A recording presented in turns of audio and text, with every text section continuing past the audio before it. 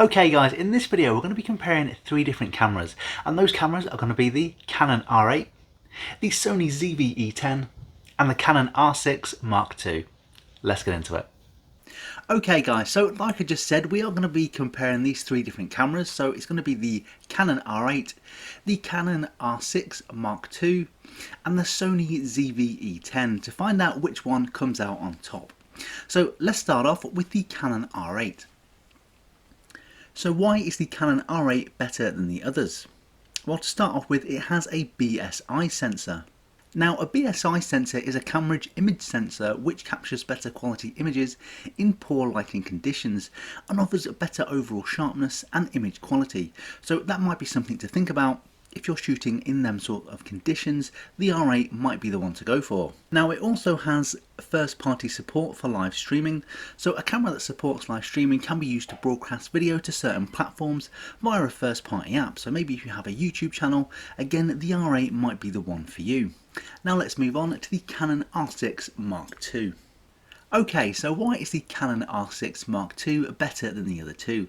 Well, to start with, it has more focus points. It actually has 4,897 focus points, and that is compared to the R8's 1,053 and the Sony ZV-E10's 425. Now, that is very, very impressive.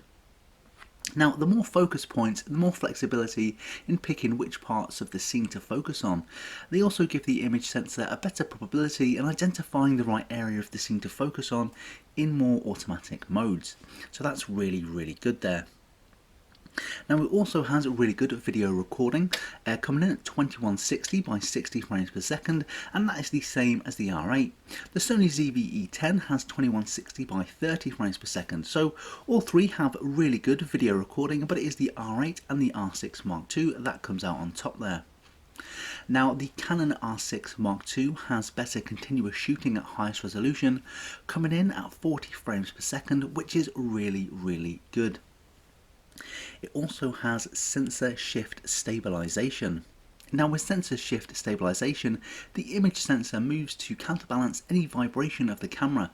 This means the image will be stabilized regardless of what lens is being used. So that's a really good feature there. Now let's move on to the Sony ZV-E10. Now, I know what you're thinking, how can the Sony ZV-E10 possibly compete with the other two? Well, there's a couple of areas in which it can, and one in particular. Now, to start off with, it actually weighs quite a lot less, only coming in at 343 grams, and that means that its volume and its overall size is quite a lot less. But the main point that the Sony ZV-E10 has is that you get incredible bang for your buck. It does pack a lot of camera into a tiny space.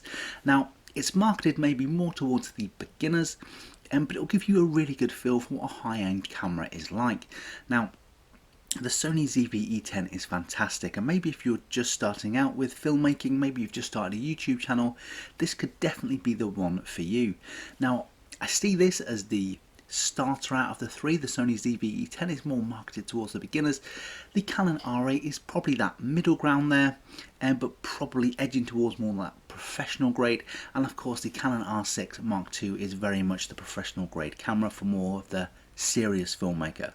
But whichever way you go between these three, you're going to be getting a fantastic device, and one that I can thoroughly recommend. They're all brilliant.